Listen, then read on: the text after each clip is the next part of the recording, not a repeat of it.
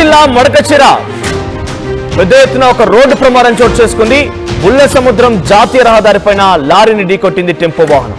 తెల్లవారుజామున చోటు చేసుకున్నటువంటి ఈ ప్రమాదంలో సుమారుగా ఆ స్పాట్ లోనే టెంపో డ్రైవర్ సహా నలుగురు మృతి చెందారు.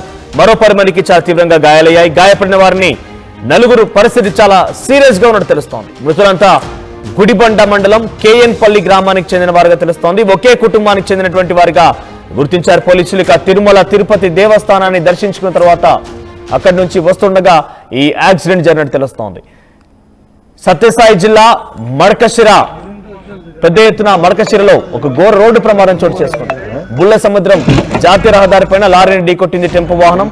తెల్లవారుజామున చోటు చేసుకున్నటువంటి ఈ ప్రమాదంలో యాక్సిడెంట్ లోని స్పాట్ లో సుమారుగా డ్రైవర్ తో సహా నలుగురు మృతి చెందారు. మరో 10 మందికి తీవ్రంగా గాయాలయ్యాయి.